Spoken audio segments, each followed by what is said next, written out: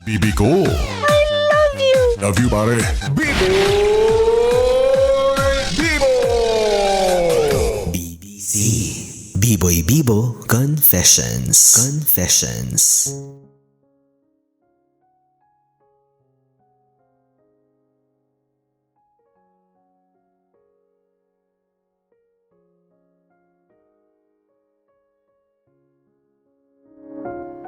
Bibi, ito na ang sulat na dapat ay mapakinggan mo. Kasi malay mo, para sa'yo pala to.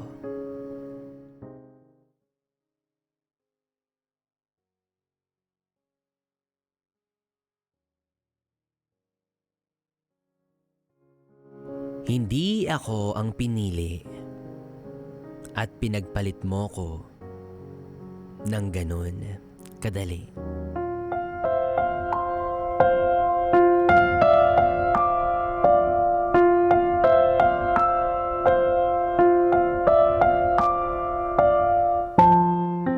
Para sa taong iniwan ako sa ere, para sa ibang babae, Adrian.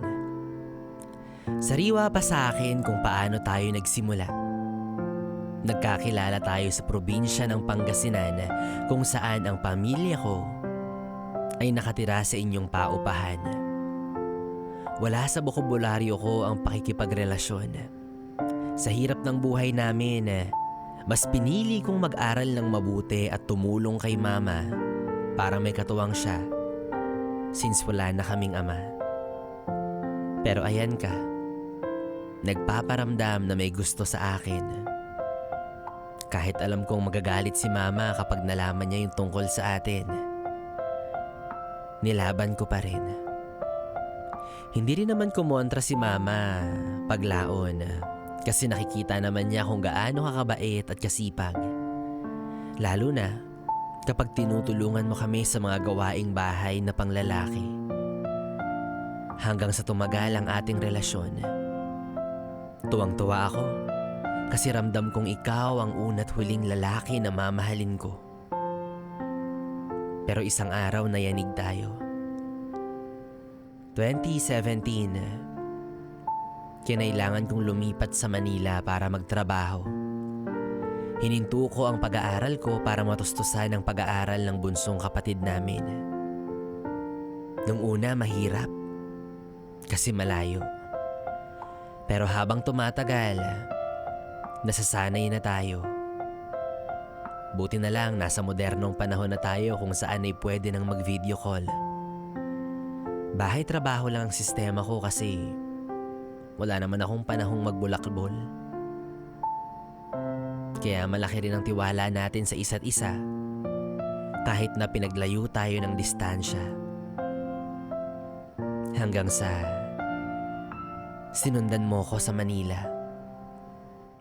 Nagulat ako kasi nagdesisyon ka na dito ka na rin tumira. Eh di masaya. Kasi kahit papano, makikita at makakasama natin ang isa't isa. Quezon City ako habang ikaw ay nasa Makati. Mas malapit kumpara sa dati nating distansya na Manila hanggang probinsya. Gayunpaman, hindi pa rin tayo pwedeng magsama. Kasi nakatira ako sa pamilya ng panganay kong kapatid. At paglaon, dito ka na rin nakahanap ng trabaho. Naalala ko, uma-absent pa ako sa duty ko para lang samahan kang mag-apply sa kung saan-saan kasi sabi mo, nasa Manila ka na at hindi ka sanay. At sa wakas, nakahanap ka na rin ng trabaho sa bandang Parañaque. At doon pala magsisimula na makakakilala ka ng ibang babae. Grabe. Nakalain mo yun? Wala akong kamalay-malay. Kayo na pala yung laging magkasama. Sinamantala mo yung pagiging abala ko sa trabaho para makipaglandian sa kung sino-sino. Nakakainsulto. Na alam kong pumunta ka dito sa Manila para sa akin. Pero yun pala, iba yung balak mong atupagin.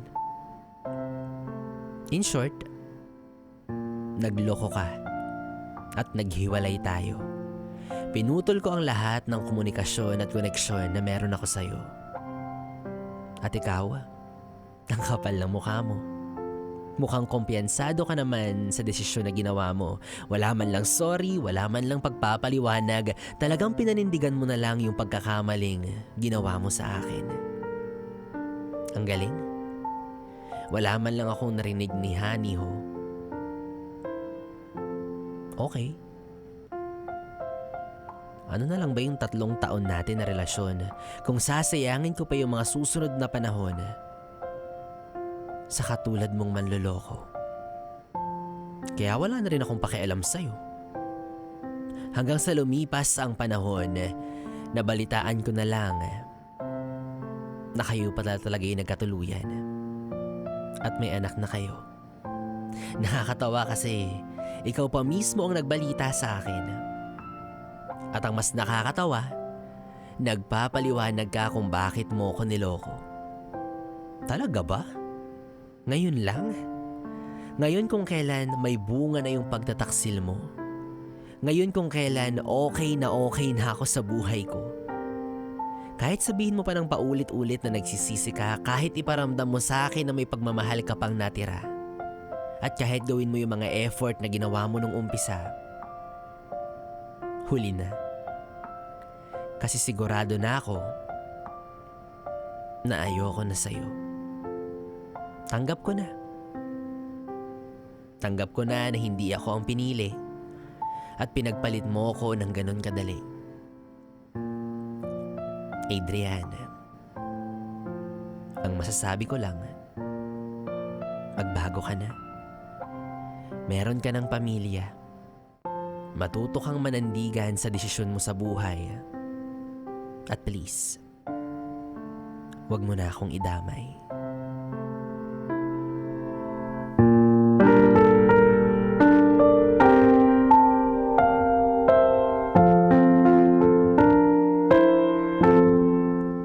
Yes, it's me, Clarice.